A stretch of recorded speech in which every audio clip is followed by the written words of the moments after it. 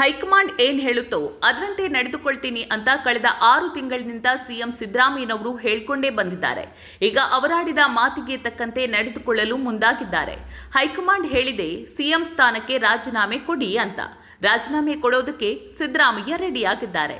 ಬಂಡಾಯ ಇಲ್ಲ, ಬೇಸರ ಇಲ್ಲ, ಗದ್ದಲ ಗೊಂದಲಗಳೇನೂ ಇಲ್ಲ. ಮೊನ್ನೆ ಹೈಕಮಾಂಡ್ ಏಕಾಏಕಿ ಸಿದ್ದರಾಮಯ್ಯ ಮತ್ತು ಡಿಕೆ ಶಿವಕುಮಾರ್ ಅವರನ್ನ ದೆಹಲಿಗೆ ಕರೆದಾಗಲೇ ಈ ಸಲ ಹೈಕಮಾಂಡ್ ತೀರ್ಮಾನ ಮಾಡಲಿದೆ ಅನ್ನೋದರ ಮುನ್ಸೂಚನೆ ಇತ್ತು. ಪಂಚರಾಜ್ಯಗಳ ಚುನಾವಣೆಯ ಬಳಿಕ ಕರ್ನಾಟಕದ ಅಧಿಕಾರ ಹಂಚಿಕೆಯ ತೀರ್ಮಾನ ಆಗುತ್ತೆ ಅನ್ನೋದು ಖಚಿತವಾಗಿತ್ತು. ದೆಹಲಿಯಲ್ಲಿ ಮೊದಲಿಗೆ ಸಿದ್ದರಾಮಯ್ಯರ ಜೊತೆ ಖರ್ಗೆ, ರಾಹುಲ್ ಗಾಂಧಿ, ಕೆಸಿ ವೇಣುಗೋಪಾಲ್ ಮತ್ತು ಸುರ್ಜೇವಾಲಾ ಒಟ್ಟಾಗಿ ಸಭೆಯನ್ನ ನಡೆಸಿದ್ರು. ಆ ಬಳಿಕ ರಾಹುಲ್ ಗಾಂಧಿ ಒಬ್ಬರೇ ಸಿದ್ದರಾಮಯ್ಯ ಜೊತೆ ಮಾತುಕತೆ ನಡೆಸಿದ್ರು. ಆ ಭೇಟಿ ತುಂಬಾ ಭಾವುಕವಾಗಿತ್ತು ಅಂತ ಬಲ್ಲ ಮೂಲಗಳಿಂದ ತಿಳಿದು ಬಂದಿದೆ. ರಾಹುಲ್ ಗಾಂಧಿ ಅವರು ಸಿದ್ದರಾಮಯ್ಯ ಮುಂದೆ ಕೂತು ಅಧಿಕಾರ ಹಸ್ತಾಂತರದ ವಿಷಯ ಮಾತನಾಡಿದ್ರು. ನಾಯಕತ್ವ ಬದಲಾವಣೆ ಯಾಕೆ ಮತ್ತು ಹೇಗೆ ಅನ್ನೋದನ್ನ ವಿವರಿಸಿದ್ರು. ಆ ವೇಳೆ ಸಿದ್ದರಾಮಯ್ಯ ಮೇಲೆ ಒತ್ತಡ ಹೇರದೆ ಅವರನ್ನ ಸಮಾಧಾನಿಸುವ ರೀತಿಯಲ್ಲಿ ರಾಹುಲ್ ಗಾಂಧಿ ಮಾತನಾಡಿದ್ರಂತೆ. ಕೊನೆಗೆ ಸಿಎಂ ಸ್ಥಾನಕ್ಕೆ ರಾಜೀನಾಮೆ ಕೊಡಿ ಅಂತ ರಾಹುಲ್ ಗಾಂಧಿ ನೇರವಾಗಿ ಸೂಚನೆ ಕೊಟ್ಟಿರಲಿಲ್ಲ. ಬದಲಾಗಿ ಸಿಎಂ ಸ್ಥಾನ ಬಿಟ್ಟುಕೊಡುವ ಬಗ್ಗೆ ನೀವೇ ತೀರ್ಮಾನ ತಗೊಳ್ಳಿ ಅಂತ ರಾಹುಲ್ ಗಾಂಧಿ ಹೇಳಿದ್ರಂತೆ. ಆಗ ಪ್ರತಿಕ್ರಿಯಿಸಿದ ಸಿದ್ದರಾಮಯ್ಯನವರು, ನಾನು ತೀರ್ಮಾನ ತಗೊಳ್ಳಲ್ಲ, ನೀವೇ ತೀರ್ಮಾನ ತಗೊಳ್ಳಿ. ನೀವು ತಗೊಂಡ ತೀರ್ಮಾನಕ್ಕೆ ನನ್ನ ಒಪ್ಪಿಗೆ ಇದೆ, ನಿಮ್ಮ ತೀರ್ಮಾನದಂತೆ ನಡೆದುಕೊಳ್ತೀನಿ ಅಂತ ಹೇಳಿದ್ರಂತೆ. ನೀವು ಏನ್ ಹೇಳ್ತಿರೋ ಅದನ್ನ ನಾನು ಕೇಳ್ತೀನಿ ಅಂತ ಸಿದ್ದರಾಮಯ್ಯ ಒಪ್ಪಿಗೆಯನ್ನ ಕೊಟ್ರಂತೆ. ರಾಹುಲ್ ಗಾಂಧಿ ಮತ್ತು ಸಿದ್ದರಾಮಯ್ಯ ನಡುವಿನ ಆ ಕ್ಷಣ ತುಂಬಾ ಭಾವುಕವಾಗಿತ್ತಂತೆ. ಮಾತುಕತೆಯ ಬಳಿಕ ಸಿದ್ದರಾಮಯ್ಯರನ್ನ ಅಪ್ಪಿಕೊಂಡು ರಾಹುಲ್ ಗಾಂಧಿ ಅಲ್ಲಿ ರಾಜೀನಾಮೆ ಕೊಡುವಂತೆ ಸೂಚನೆ ಕೊಡಲಿಲ್ಲ.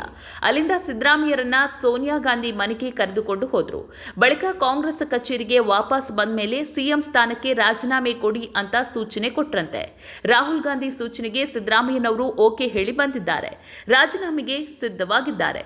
ಕರ್ನಾಟಕದ ಮಾಸ್ ಲೀಡರ್ ಸಿದ್ದರಾಮಯ್ಯ, ಸ್ವಾಭಿಮಾನಕ್ಕೆ ಹೆಸರಾಗಿರುವ ಸಿದ್ದರಾಮಯ್ಯ, ಸರ್ಕಾರಗಳನ್ನೇ ಕೆಡವೋ ಶಕ್ತಿ ಇರುವ ಸಿದ್ದರಾಮಯ್ಯ. ಆ ಸಿದ್ದರಾಮಯ್ಯನವರು ಸೆಡ್ಡು ಹೊಡೆಯದೆ ಹೈಕಮಾಂಡ್ ಮನವಿಗೆ ಮನ್ನಣೆ ಕೊಟ್ಟಿರೋದು ವರಿಷ್ಠರಿಗೆ ಖುಷಿ ತಂದಿದೆ. ಸಿದ್ದರಾಮಯ್ಯರು ಕೊಟ್ಟ ಗೌರವಕ್ಕೆ ತನ್ನ ಮೇಲೆ ಅವರಲ್ಲಿರುವ ಪ್ರೀತಿ ಕಂಡು ರಾಹುಲ್ ಗಾಂಧಿ ನಿನ್ನೆ ಕರಗಿ ಹೋಗಿದ್ದಾರೆ ಅಂತ ದೆಹಲಿ ಮೂಲಗಳು ಹೇಳ್ತಿದೆ. ಎಲ್ಲರಿಗೂ ತಿಳಿದಿರುವಂತೆ ರಾಹುಲ್ ಗಾಂಧಿ ಮತ್ತು ಸಿದ್ದರಾಮಯ್ಯ ತುಂಬಾ ಆತ್ಮೀಯರು. ನಾನು ಮತ್ತು ಸಿದ್ದರಾಮಯ್ಯ ಸೈದ್ಧಾಂತಿಕ ಸಂಗಾತಿಗಳು ಅಂತ ರಾಹುಲ್ ಗಾಂಧಿ ಹೇಳಿದ್ರು. ಇಬ್ಬರೂ ಪ್ರಖರ ವೈಚಾರಿಕತೆಯುಳ್ಳವರು, ಇಬ್ಬರೂ ಸಮಾನ ಮನಸ್ಕರು. ದಾವಣಗೆರೆಯ ಸಿದ್ದರಾಮೋತ್ಸವಕ್ಕೂ ರಾಹುಲ್ ಗಾಂಧಿ ಬಂದಿದ್ರು. ದೆಹಲಿಯ ಅಂಗಳದಲ್ಲೂ ಸಿದ್ದರಾಮಯ್ಯರಿಗೆ ರಾಹುಲ್ ಗಾಂಧಿಯ ಬಲ ಇತ್ತು. ಸೋನಿಯಾ ಗಾಂಧಿ, ಪ್ರಿಯಾಂಕಾ ಗಾಂಧಿ ಮತ್ತು ಸುರ್ಜೇವಾಲರಿಗೆ ಡಿಕೆಶಿ ಮೇಲೆ ಒಲವಿದ್ರೆ ರಾಹುಲ್ ಗಾಂಧಿ ಮತ್ತು ಕೆಸಿ ವೇಣುಗೋಪಾಲ್ಗೆ ಸಿದ್ದರಾಮಯ್ಯ ಮೇಲೆ ಒಲವಿತ್ತು. ಅದೇ ಕಾರಣಕ್ಕೆ ಸಿದ್ದರಾಮಯ್ಯನವರು ಮುಖ್ಯಮಂತ್ರಿಯಾಗಿ ಮತ್ತು ವಿಪಕ್ಷ ನಾಯಕರಾಗಿ ದೀರ್ಘಾವಧಿ ಅಧಿಕಾರ ಪಡೆದ್ರು.